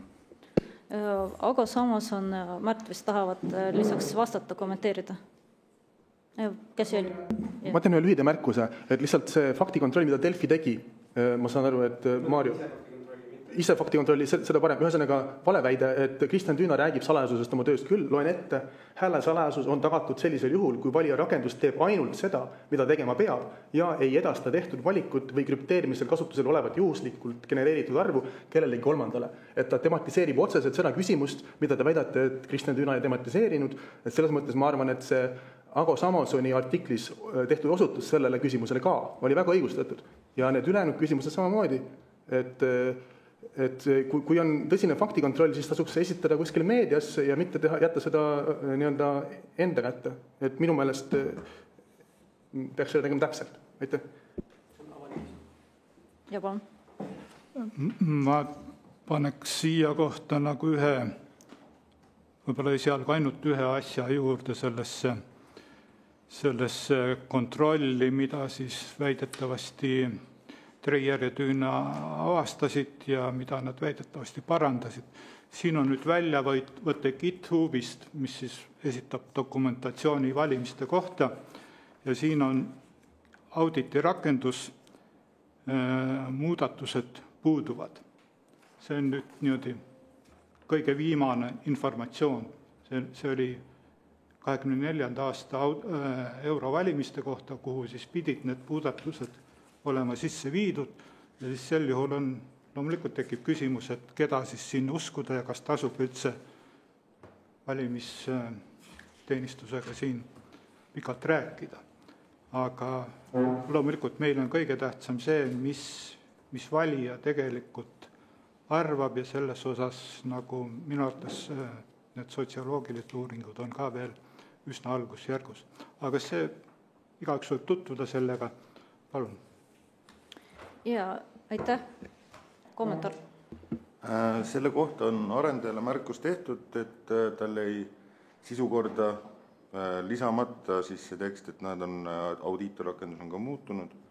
Härra, kui iga päev koodi kirjutab, saab tegelikult on ju kood avalik, et sealt audiitorrakendusest saab seda vaadata ja ma ei tea, kas see on rakendatud või mitte. Te saate ju võtta selle koodi ja sellest teha audiitorrakenduse, et nii teeb ka meil ametlik audiitor, kes siis võtab selle koodi, vaatab selle läbi ja siis loob iseenda audiitorrakenduse ehk täpselt sama, mille teie saaksite ka teha ja seda ta ka kasutab. Aitäh. See on antud juhul sõna vastu, aga minul on siin kirjalik tõend. Ja aitäh, et nüüd Varro Vooglaid, palun. Ja suur tänu. On juba tund ja 15 siin räägitud, nii et selle ajaga muidugi tähelepanekuid ka päris palju kogunenud. Paar asja ma mainiksin ära enne, kui ma jõuan oma küsimuse juurde, sest vaevalt, et mul enam rohkem siin sõna saamise võimalust avanebki. Et esiteks kolleeg Kadastikule, et just Ago Samuelson oleks oma artiklis valesti väitnud, et vahetati hääli. Mina ei leia sellist kohta artiklist, pole väidetud. Vastupidi, et kui ma loen asjakohast lõiku artikli, siis seal on kirjutatud nõnda. Tehnikaülikooli teadlased näitasid, et selles etapis, kui kehtivad hääled eraldatakse kordus- ja paberhääletamisega tühistatud häältest ning tehakse anonüümseks, võib esitada loendamiseks täiesti uued sedelid. Võib esitada ehk on võimalik esitada. Ei ole öeldud, et esitati. Need ei pea pärinema üldse valimiskastist, vaid võivad olla juba eelnevalt valmis võltsitud avalikult saadavate andmete põhjal. Audiitoritele selle asenduse kontrolliks mingit tarkvara pole seni tehtud. Jutt käib 2023. aasta Riigikogu valimistest. Nii et kolleegi poolt esitatud väide, nagu Ago Samuelson oleks väitnud valet, öeldes, et vahetati, ei vasta lihtsalt tõele, et tuleks siis nagu algallikaid lugeda. Nüüd mõned kommentaarid, enne kui ma tulen küsimuse juurde selle sama asja kohta, et esiteks minu meelest peaks olema elementaarne, et kogu auditeerimisprotsess protokollitakse. Ma ei saa aru, et kuidas me selliste asjade üle saame siin nagu arutleda, et see on juba oma ette skandaalne. Et meil on mingisugune valik tehtud, et milline osa siis auditeerimisprotsessist protokollida ja milline jätta protokollimata ja siis keegi teeb mingisugused suvaotsused, mida ta peab piisavalt oluliseks, et protokollida ja mida ei pea piisavalt oluliseks. Et kui raske siis on lähtuda väga lihtsast printsiibist, et kogu auditeerimisprotsess peab olema protokollitud. Kõik toimingud, mida audiitor teeb, peavad saama kirja pandud. Ja kui need kirja pandud ei ole, siis need läbi viidud ei ole. Mina lähtuksin sellisest eeldusest. See on igati mõistlik ja tavapärane auditeerimisprotsesside juures. Nii et küsimus ei ole dokumenteerimises, vaid küsimus on selles, kas me saame usaldada, et auditeerimise protsess on olnud päriselt selline, mis tagab kogu valimiste protsessi usaldusväärsuse. See on põhimõtteline erinevus. Nüüd minu küsimus, mis ongi see kõige olulisem küsimus, millega ma tänase komisjoniga tulin, puudutabki seda sama lõiku, mille ma juba ette lugesin, ma ei hakka seda kordama. Keegi ju ei vaidle selle üle, et see, mis selles lõigus on kirjutatud, on tõene. See on representatiivne sellest magistritööst. Selline olukord tõepoolest 2023. aasta Riigikogu valimistel oli, et sai vahetada välja sedelid selles faasis, mida siis on kirjeldatud. Nüüd küsimus ongi selles, kuidas me saame olla kindlad, et seda päriselt ei tehtud. Kuidas me saame olla kindlad, et seda päriselt ei tehtud? Ja ma loen ette siit ERR-i artiklist väikse lõigu, see on artikkel, mis kannab pealkirja RIA hinnangul on e-hääletussüsteem turvaline ja läbipaistev. Ma kaua ei võta, ärge kartke. Ja siin on siis Tarvo Treier, kes oli siis Kristjan Tüüna magistritöö juhendaja, öelnud selle kohta järgmiselt. Kui meil on üle 300 000 sedeli, siis me ei leidnud ühtegi tarkvara, millega audiitor saaks neid massiliselt vaadata. Küsisime valimisteenistuse käest selgitust, et kuidas siis tehakse. Oleks hea, kui te ka kuulaksite, muidu te ei saa mu küsimusele vastata. Küsisime valimisteenistuse käest selgitust, et kuidas siis tehakse. Me saime selgituse, et neid vaadatakse manuaalselt pisteliselt läbi. Ja siis on tsitaat Arne Koitmäelt, tsiteerin, audiitorid kõiki andmeid siiski kontrollisid ja selles punktis tegid nad seda käsitsi. Nüüd praegusel hetkel, nagu mina aru saan asjast, on see, et me peame lihtsalt uskuma teid, et mingisugused käsitsi läbi viidud pistelised kontrollid aset leidsid. Minu küsimus teile ongi see, kas te saate ka kuidagigi tõendada ja kui siis kuidas, et päriselt ka pistelised kontrollid läbi viidi ja et need näitasid seda, et teie poolt siis mitte mingisugust sedelite vahetamist ei toimunud. Või ongi selline olukord, et me peame lihtsalt uskuma teid, kel teil oli võimalus neid sedeleid vahetada, et te neid ei vahetanud, ja peame uskuma seda, et audiitor viis läbi pistelisi kontrolle, aga ühtegi tõendit reaalselt, mis võimaldaks veenduda, et see väide ka tõele vastab, ei eksisteeri. Ehk siis veel kord, kas sellised tõendid eksisteerivad ja kui eksisteerivad, siis kust need tõendid on ja kuidas me nendega tutvuda saame? See on minu küsimus. Aitäh! Aitäh, et valimisteenistus saaks vastata. Peamine vastus on see, et meie toimingud on avalikud, need on vaadeldavad, et igaüks saab oma tähelepanekut teha, tagasiside anda, kui on mingeid puudusi, et selles mõttes ega aega tagasi keerata ei saa, et kui see on ka meie soovitus olnud alati, et oleks rohkem pädevaid vaatlejaid, oleks ka erakondade poolt vaatlejad esitatud. Väga suurt huvi erakondade poolt ei ole olnud, aga kõik valimised alates 2005. aastast, kõik e-häälte lugemised, kõik toimingud on tehtud ju avalikult, et igaüks on saanud veenduda, mida selle käigus tehakse. Et kindlasti ei ole võimalik häälte lugemise käigus seal koha peal vahetada hääli. Lihtsalt ütlesite alates 2025 küsimus, kes 2005.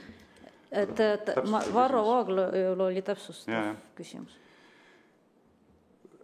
Aga minu küsimus on praegu vastamata. Ma küsisin teie käest väga selgelt ja konkreetselt ja palun ka selgelt ja konkreetset vastust. Kas teil on esitada mingisuguseidki tõendeid, mis kinnitaksid seda, et audiitor päriselt ka viis läbi pistelised kontrollid käsitsi veendumaks, et selles faasis, kus kehtivad hääled eraldatakse kordus- ja paberhääletamisega tühistatud häältest ning tehakse anonüümseks, ei esitatud loendamiseks täiesti uusi sedeleid. Kas teil on esitada mingisuguseidki tõendeid selle kohta, pidades silmas, et audiitor ei ole protokollinud mitte ühtegi sellist pistelise kontrolli läbiviimist? Ma tuletan meelde, te olete väitnud kindlas kõneviisis, audiitorid kõiki andmeid siiski kontrollisid ja selles punktis tegid nad seda käsitsi. Kuidas te tõendate seda? Või ongi see tühipaljas väide? Ma ütlen, asi on selles mõttes tõsine, et kui varem väidetakse meile, et meil on end-to-end verifiability ehk siis otsast lõpuni kontrollitavus juba olemas, siis selgub, et tegelikult ei ole olemas, väga kriitilises faasis, kus on võimalik sedeleid vahetada, siis meile öeldakse, et aga tehti pistelisi kontrolli käsitsi ja kui ma nüüd siis küsin, et aga vabandust, et kuidas te tõendate seda, siis ütlete mulle, noh, ega otseselt nagu ei tõendagi, et teil oli endal võimalus tulla vaatlema, kui te ei tulnud, et nad siis oma viga enam-vähem. Et see nüüd küll ei ole mingisugune tõend. Ehk seetõttu ma kordan küsimust, kas on kuidagi võimalik teil tõendada, et neid pistelisi kontrolle läbi viidi ja et nende kaudu välistati siis see, et sedeleid reaalselt vahetati 2023. aasta Riigikogu valimistel. Aitäh! No, nagu ma ütlesin, seda kontrolli kirjalikult ei protokollitud. Eks siis tõendid puuduvad? Jällegi ma ütlen, et see toiming on avalik, aga jah, selles mõttes ei ole esitada sellist paberit, millel see kirjas on. Aga see on nüüd skandaalne, kui meil on Riigikogu valimised ja on tuvastatud, et teatud faasis on olnud võimalik massiliselt sedeleid välja vahetada ja kui küsitakse, kas on mingid tõendid selle kohta, et kontrolliti, et seda ei tehtud, siis öeldakse, et noh, tegelikult jah, ei ole, mitte midagi ei ole. Kuidas me sellist valimissüsteemi siis kasutada saame? Mart Põder, kommentaar ja siis Riina küsimus. Lühimärkus jah, et mina vaatlejana olin seal kohal ja mina ei näinud, et neid kontrolli oleks tehtud. Ja ma olen ka rääkinud teiste vaatlejatega, kes olid seal kohal, kes kinnitasid seda sama. Ja lisaks sellele lubati selle 2023. aasta valimiste eel vaatlejatele, et protseduuride videoid jagatakse vaatlejatele. Ja kui ma neid soovisin valimisteenistuse käest saada teabenõudega, siis mulle ei antud neid. Ja öeldi, et puudub nende jagamiseks tehniline võimekus, aga need videod on olemas. Et ühesõnaga, kui kontrolle ei kinnita audiitori aruanne, neid ei ole näinud ka vaatlejad, mitte ainult mina, vaid ka teised vaatlejad, aga meil on olemas video, siis sellest videost saab ilmselt vaadata järgi, kas audiitor tegi neid kontrolle või mitte.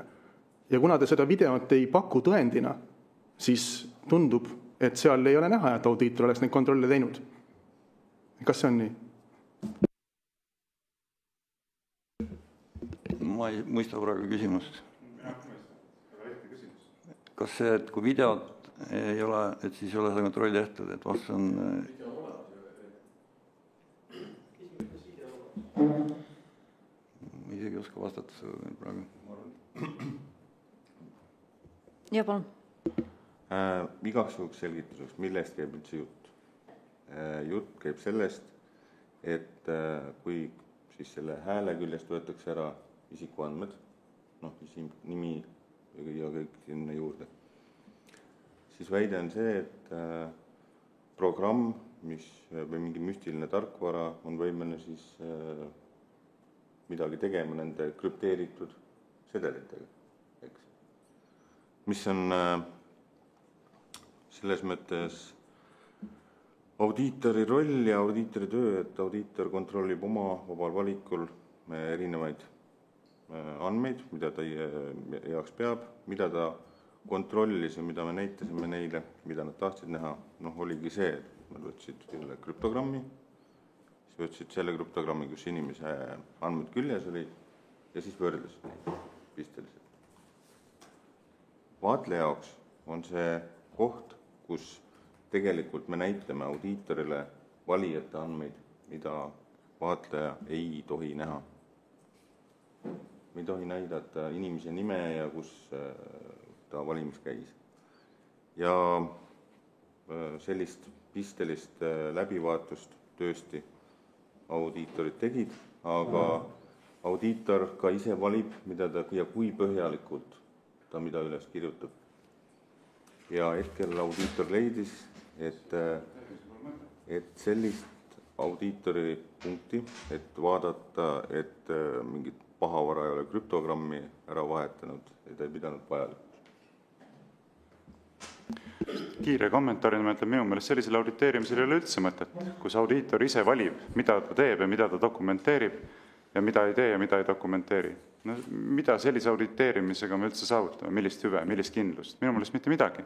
Ja teiseks, kui audiitor viib läbi selliseid protseduure, mida vaatlejad ei saagi vaadelda, siis on ju täiesti mõttetu ka Arne Koitmäe osutus, et Eks oli ju kõigil võimalik vaadelda ja teilgi oli võimalik tulla vaatlema. See on kaks täiesti vastukäivat väidet. Ühelt poolt ütlete ise, et tegelikult see on selline väga sensitiivne faas auditeerimisest, mida vaatleja vaadata ei saa, ja teiselt poolt ütlete, et tulge siis vaatlema. Et kumb ta siis on, et kas saab vaadelda või ei saa vaadelda? Nagu on kõik toimingud, mis puudutavad isikuandmeid ja valijate andmeid, hääletamist osavõtte andmeid, et neid me tõesti jagada ei saa, et selles mõttes seda krüptogrammi võrdlust me teha saame ainult selliselt, et see valija isik jääb anonüümseks. See on paratamatult niimoodi, et kõigil valimiste toimingutel on avalikkuse piiriks on häälesalasus, et me ei saa minna sealt edasi. Ja, et meil on siin veel järjekorras, et Märt Põder kiire kommentaar ja siis Riina ja meil on Irja. Jah, kiire kommentaar, et aastal 2023 audiitor ei teinud protseduure, mis oleks olnud vaatlejate eest salaja. Et 2023 lubati vaatlejatel olla kõikide protseduuride juures, mida audiitor teostas. Ehk siis minu meelest valimisteenistuse väide sellest, et 2023 audiitor tegi midagi vaatlejate eest salaja, ei vasta tõele ja vajaks omakorda tõendamist. Riina Sikkut, palun. Ja, aitäh.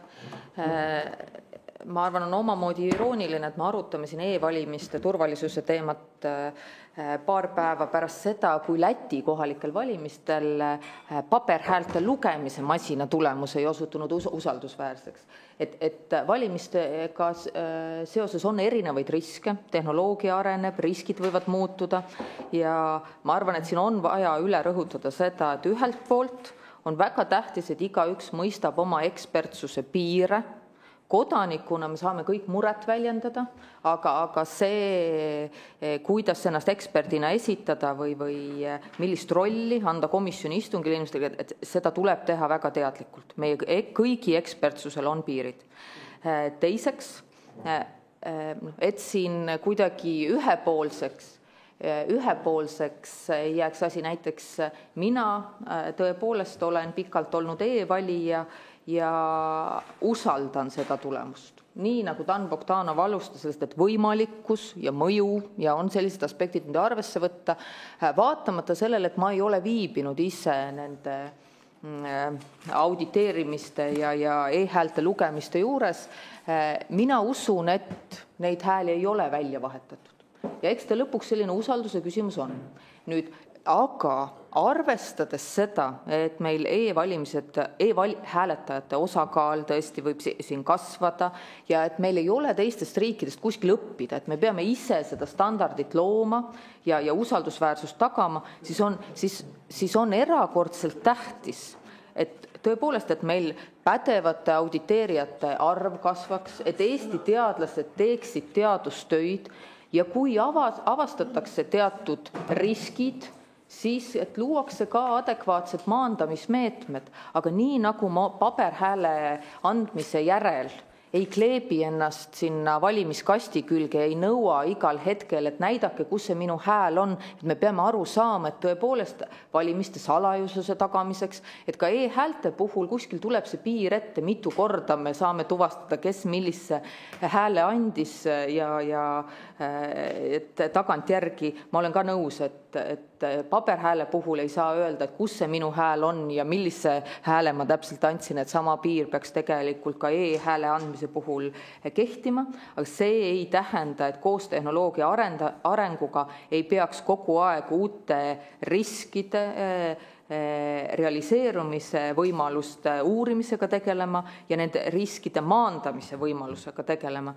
Nii et soovin jõudu nii valimisteenistusele kui Eesti teadlastele, kes on teinud väga head tööd, et tõesti maailmas, ma ei tea, siis ainulaadse e-valimise süsteemi puhul ka rahvusvaheliselt tõestada, et see on usaldusväärne ja et me tõesti pingutame selles osas, et algusest lõpuni oleks see kontrollitavus olemas, sealjuures hääle salajasust tagades. Aitäh!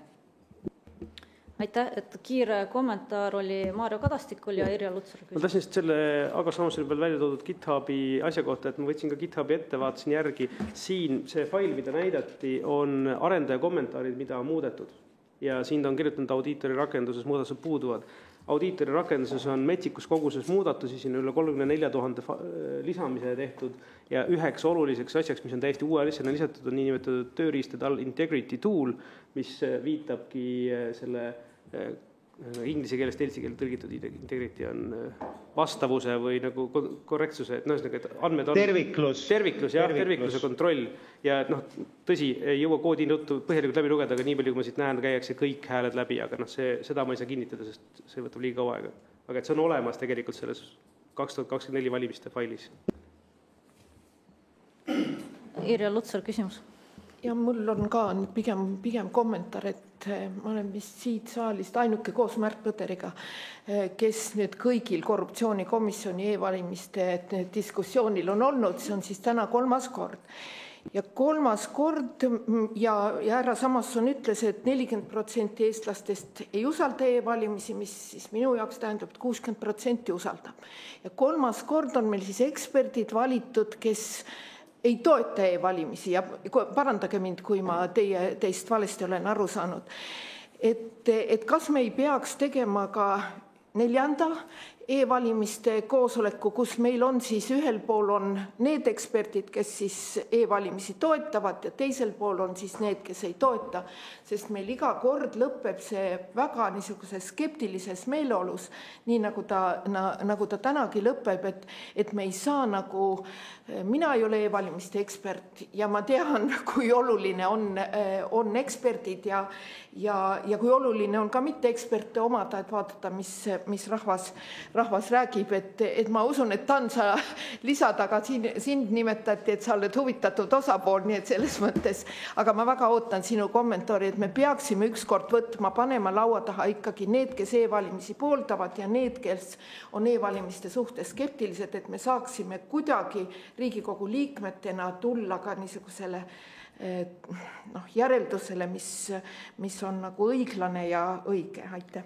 Ma väga vabandan, aga meil täna on laua taga valimisteenistuse esindajad, et mina nagu kahtlen, et nemad on siis e-valimise vastased, kuna nemad viivad läbi sellega e-valimise kõik asjad. Samal ajal on meil ka Eesti Teaduste Akadeemia esindaja ja mina nagu kahtlen, et kas siis, ma ei tea, võib-olla teil on rohkem teadmisi, et siis kas Dan Bogdanov on e-valimiste vastane, et kindlasti saab kommenteerida, aga minu hinnangul, et see sisend, mis on tulnud, et on väga oluline see, mis puudutab just neid ohte ja seejuures see ei ole kallutatud sisend, et selles suhtes, et nüüd nagu öelda, et see komisjoni istung oli ühele poole kaldu, mina just vaidleksin vastu, et kui ma oleks muidugi kutsunud komisjoni istungile ainult Märt Põdra ja ainult Ago Samasoni, siis võib-olla võiks midagi ette heita, aga täna olid meil erinevad osapooled, täpselt samamoodi nagu ka meil on Riigikogu liikmed, kellel on täiesti erinev arvamus ja me oleme saanud nagu püüdnud saada vastust põhilisele küsimusele, ehk siis end-to-end see kontrollitavus, ehk siis läbiv kontrollitavus ja see, et kas 2023, et siis see võimalik oht, mida on toonud välja nii OSCE ODIHR-i raport, mis oli toodud magistritöös, hiljem ka välja toodud artiklis, et kas see võis realiseerida ja kas seda maandati kontrollidega. Ja tänaseks on meile tulnud ikkagi siit konkreetne vastus valimiskomisjoni poolt, et tegelikult neid andmeid, dokumente, tõendeid selle kohta, et seda kontrolli teostati, et neid tõendeid tegelikult ei ole.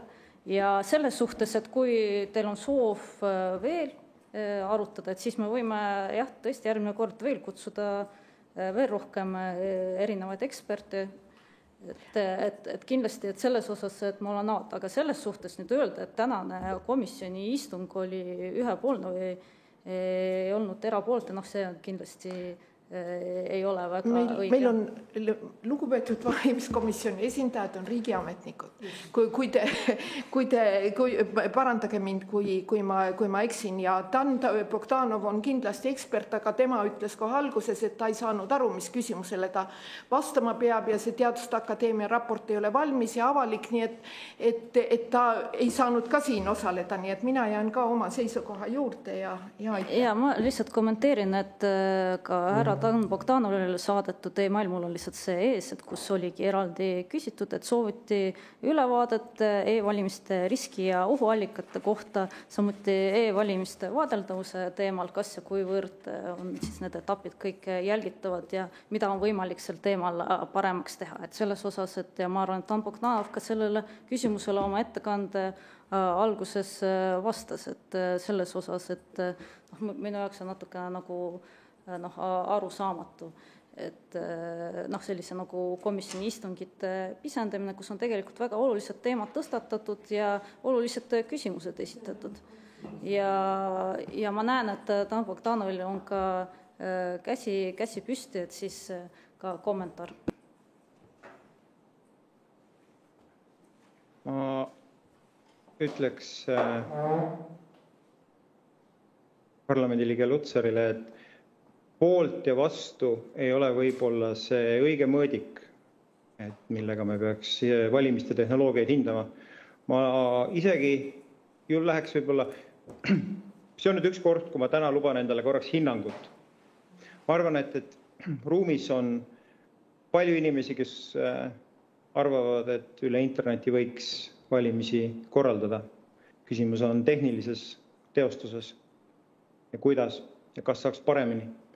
Toon ühe näite ajaloost, kus meil oli kunagi mure ID-kaardiga, mille tehnilises teostuses, mis küll ei olnud Eestis tehtud, aga ikkagi leiti viga. Sellel samal aastal toimusid ka valimised ja need ikkagi toimusid. Ja me kasutame tänagi edasi ID-kaarti ja digitaalset identiteeti, ehk siis me ei läinud, kui tuua üks analoogia, siis me ei jätnud autot tee kõrvale ja ei sõitnud hobusega edasi. Ehk siis ma arvan, et kõiki neid lahendusi peaks tegema paremaks, millest me täna üldse rääkinud ei ole eriti, on see, et kuidas veel paremaks saaks teha. Et see on jäänud täna päevakorrast välja. Ma mõistan, et aeg piiras, aga me oleme aru saanud, et juba tehti paremini, et nagu leiti siis auditi terviklusrakendus tõesti toodi ja loodi. See, mida me Akadeemia komisjonis teinud oleme, me oleme igas oma ohuhinnangus pakkunud juurde võimalikud täiendavad kaitsemeetmed. Nende kõigi loomine on ressursikulu. Meie lootus on olnud, et meie hinnangutega saab teha investeerimisotsuseid kergemaks. Et kui me leiame, et mõni oht on kõrgema mõjuga, kõrgema klassiga, et see võib hakata kas siis täna või mingil hetkel mõjutama, et siis äkki paneks sinna enne ressursse, sest selge on see, et Eesti riigis on ressursid piiratud kõiksugusteks arendusteks. Et see on see lootus olnud, aga jah, ma võib-olla ei ütleks, et internetivalimistel peavad olema pooldajad või vastased, et see äkki, me tahaks kõik, ma arvan, et kui meil Eestis valitakse demokraatlikel valimistel, siis see oleks terviklik ja turvaline ja salajane vastavalt, nagu me kokku oleme leppinud, mingis tasakaalus, seepärast, et näiteks ka see sama verifitseeritavus ja mõjutatavus ja kõik need, et seal tuleb läbi mõelda, et kui palju me ühte või teist tahame, et see supp on keeruline maitsestada. Täna, mul on ka üks kommentaar, et ma olen täiesti nõus, et siin ei ole praegu mingi poolt vastu aru. Me peame ka uusi riske suutma maandada, arvestades siis ressursipiiranguid, aga nüüd oluline kommentaar tegelikult komisjoni esinaisele, et valimisteenistus korraldab Eestis valimisi vastavalt seadusele. Ma olen kindel, et valimisteenistus teeb seda vastutustundlikult, suure pühendumusega, aga me ei saa panna valimisteenistust kaitsma otsuseid, mis on tehtud poliitiliselt. on need e-valimised või m-valimised, nemad ei pea suutma ära tõestada, et miks see on mõistlik või nad ei pea võtma olukorda, nagu ta ütles, et tegelikult me ei peaks ütlema, kas poolt või vastu. Me ei saa öelda, et valimisteenistus peab kaitsma seda otsust, mis on tehtud poliitiliselt. Seesama kehtib ka m-valimiste kohta, kui see järgmisel nädalal tuleb päevakorda. Valimisteenistus saab peegeldada fakte, seda, kuidas protsessid on korraldatud, kuidas nemad seadusest tulenevalt neid toiminguid ellu viivad, aga nad ei ole siin mingi poliitilise arutelu osapool. Aitäh. Jah, aitäh, Varro Vooglaid. Ja ma tean, et aeg on kohe läbi ja seda ma ütlen ka väga kiiresti. Esiteks kolleeg Sikkutile, et valimised peavad olema kontrollitavad. Siin ei saa opereerida selliste mõistetega, nagu eks ta lõppude lõpuks ongi usu ja usalduse küsimus. Ei, meil peab olema selline valimissüsteem, mida on võimalik kontrollida. Ja kui ei ole võimalik elektrooniliselt teha sellist süsteemi, mida on võimalik kontrollida vähemalt samaväärselt paberhääletamisega, siis ei tohi sellist süsteemi kasutada. See peaks olema elementaarne. Teiseks kolleeg Lutsarile. Minu meelest selle komisjoni mõte ei ole takka kiita e-valimistele, ega selle istungi mõte. Mõte on see, et komisjoni liikmed saavad esitada kriitilisi küsimusi ja saavad nõuda oma küsimustele vastuseid. See on selle asja mõte. Ja selle tõttu ma ütlen, see on tegelikult tänase komisjoni istungi puhul väga oluline. Me nägimegi, me saime esitada selle väga olulise küsimuse, mille tõstatas härra Samosson. Kas on, Samosson osutus sellele, et oli selline olukord 2023. aasta Riigikogu valimistel, kus sai vahetada sedeleid. Ja me saime küsida, kas on mingid faktid, mis kinnitavad, et neid sedeleid ei vahetatud, ehk seda võimalust ei kasutatud, ja saime teada, et need faktid puuduvad. Ja vaata, see on minu meelest tänase istungi väga oluline tulem ja siit tuleks edasi minna. Et kuidas me oleme nii kaugele jõudnud, et meil on selline valimissüsteem, kus on sellised asjad võimalikud. See on minu hinnangul skandaal ja nii ei tohiks asjad käia. Aitäh. Aitäh, Maarja. Ma lihtsalt täpsustaks siia juurde, et täna siin isegi ilma, et ma võtaksin seda nagu kaasust, et kas oli või ei olnud seda kontrolli 2023 valimiste kohta, siis täna siin vaadates seda valimissüsteemi, mis on GitHubis üleval, see kontroll on nüüd sees olemas. Ehk siis selles mõttes nagu me ei saa võtta seda kaasust, et me räägime tänasest süsteemist kontekstis, et nagu seda ei oleks endiselt olemas. Nii et selles mõttes ma selle erisuse tahtsin kommentaarina ikkagi välja tuua. Aga samas on palun. Ma lisaksin just sellele, mida Maarjo Kadastik ütles, et ma ei tea, 3 või 30 000 parandust viidi sisse siis, kui meil süsteem on olnud mängus juba 20 aastat. Ja siis ühes kitsas lõigus viidi sisse 10 000 parandusi veel. Ja me ei tea tegelikult, millised neist töötab, mis see tegelik asi oli arvutis, mis töötas, eks ole. Ma võtsin välja ühe vastuolu, mis näitab, et see süsteem on raske ja võib-olla käib meile üle jõu. Ja mis puutub meie rahvusvahelist olukorda, siis ma võtsin jällegi väljavõtte teadusartiklitest, mis mainivad ainult sel aastal e- või i- või interneti valimisi. Seal oli 42 ühikut ja 16 nendest käsitles räsiahelaid. Et see on nagu selline loomulik valik e-valimiste tehnikale, 16. Ja mitte ühtegi ei olnud IVXV teemal, mitte ühtegi. Siis ma võtsin 5 aastat tagasi, et leida midagi IVXV kohta. Leidsin 3 artiklit 5. 5 olid sellised, et tehti valimised ja need 3 olid kriitilised selle kohta. Nii et ma väga tõsiselt kahtlen selles väites, et me oleme siin rahvusvaheliselt mingisuguseks eeskujuks, kui kogu akadeemiline üldsus tegeleb hoopis teise tehnoloogiaga ja väga, väga tõsiselt. Tam Bogdanov. Eesti süsteemis ilmselt ka Märt saab kinnitada, kui nii on räsiahelad kasutusel kehtivuskinnituse tõestustes. Ja mis puudutab üldist teadust, siis Smarti idee kohta ei ole ka ühtegi artiklit kirjutatud pärast seda eriti. Vist 1-2 on, et süsteem käib ikkagi igapäevaselt.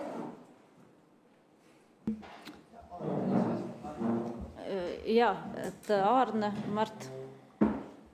Ja, ma lihtsalt tahtsin öelda kommentaariks, et tõepoolest usaldus on valimistel väga oluline. Tegelikult usalduseta ei saa ühtegi valimist läbi viia, olenemata nendest kaitsemehhanismidest. Ja teistpidi, mis on meie eesmärk, on see, et minimeerida seda vajadust usalduse järgi. Ja ka antud juhul see nii-öelda nõrkus, mis on välja toodud Tüüna Treieri artiklis, et siin ei ole kusagil välja tulnud seda, et kuidas seda siis ikkagi saaks realiseerida, et tegemist on siiski teoreetilise nõrkusega ja me ka kontrollime seda, et süsteem toimib ja et ta teeb kindlaks korrektse hääletamistulemuse, me teeme seda enne valimisi proovi läbimise käigus, proovime selle käigus ka võtmete tööd, et me selles mõttes kunagi ei toetu lihtsalt usaldusele valimiste korraldaja vastu. Et tõsi, et Odiir on teinud ettepaneku, et minimeerida siis seda siseründe võimalust, aga selline siserünne nii, et see välja ei tuleks, on ikkagi võimatu. Mart? Kokkuvõtvalt seda, et Aarne Koitmaa mainis, et alati saab kontrolle juurde lisada eelnevas vestluses ja võib-olla see ongi võtmeküsimus, et kas me peame lisama juurde ükshaaval kontrolle või see matemaatiline kontrollitavus tähendab seda, et kogu süsteem tervikuna on kaetud selle matemaatilise kontrolliga. Ja see, miks välisvaatlejad pole rahul, ongi sellepärast, et meil on üksikute kontrollide hulk tõstetud suureks, mida viib läbi valimisteenistus ise, kes ei saa olla enda järelevalvaja ja puudub see matemaatiline läbiv kontrollitavus. Ja see on see kogu asja tuum tegelikult. Ja sellest võiks arutelu edasi minna. Ja aitäh, nagu teate, et meil kell 3 just kohe algamas täiskogu istung, kõik on juba jooksnud, et kahjuks jah, tõesti istungi algus läks selle nii-öelda päevakorra vaidlemise peale, et selles osas, et see ikka tuleb ette poliitikute puhul, aga ma tänan kõiki külalisi selle arutelu eest, et kõiki osapooli, et saime nii probleemidele juhtida tähelepanu, et võib-olla jah, tõesti mitte nii palju lahendusteni, aga nagu me teame, et meil on järgmisel nädalal, me jätkame arutelusid neil teemal, et kus me lisame ka M-valimise küsimuse, aga tõesti, et tänase selle istungi raames, et selles osas, et see 2023. aastal oli tõesti see võimalus nii-öelda manipulatsiooniks, et tõesti see probleem oli ja kahjuks, et selle istungi raames, et me ei saanud neid täiendavaid kinnitusi, et oleks audiitori poolt need kinnitused kuskil kirjalikult märgitud, et tõesti need pistelisi kontrolle niimoodi tehti ja siis seda riski ka maandati. Et kindlasti liigume selle teemaga edasi ja suur aitäh kõigile. Istung on läbi.